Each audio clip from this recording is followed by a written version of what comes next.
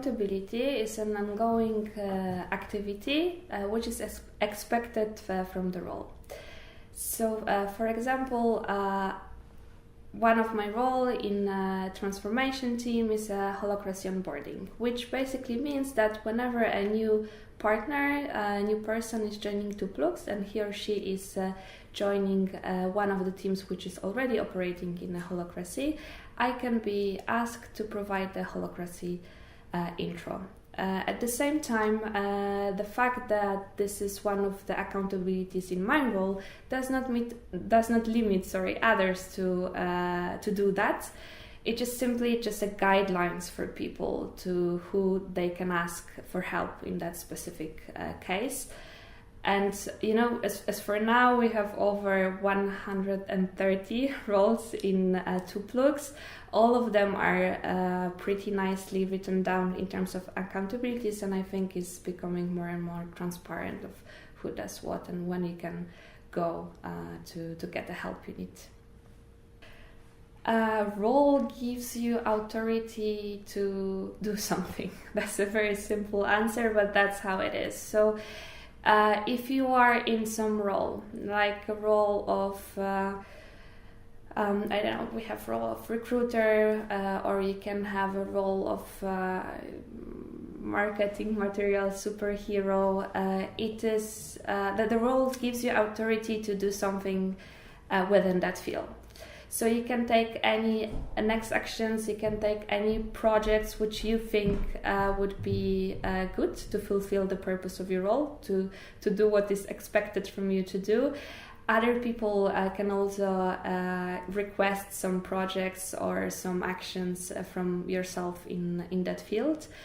But at the same time, Holacracy gives you the autonomy to decide what exactly you will do to provide, to deliver this next project.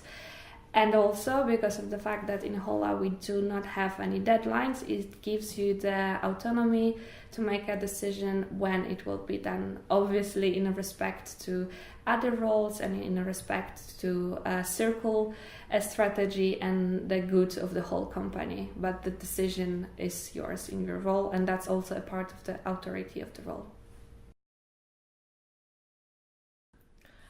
So first of all, everything is much more organized, and we finally have a structure, and we have our work is organized. And what is the biggest change for me is that everything is transparent, and you can see who does what, who has which tasks are done, and this is a big difference.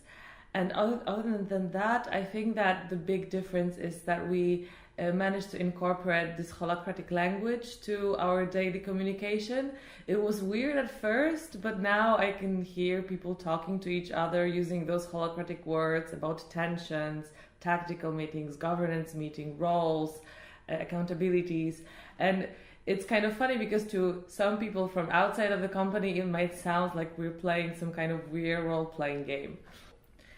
So before we start, we wanted everyone to agree on especially company-wide decisions, and we were focused on getting consensus in almost every aspect of company life, and that was very tiring, especially while the company grew to over 100 employees.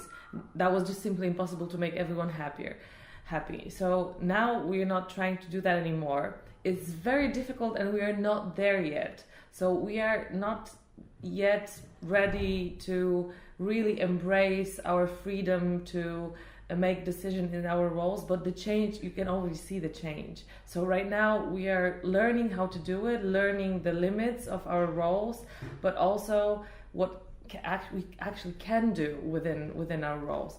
And we can already see in the company that decisions are made much faster, and it's getting better and better.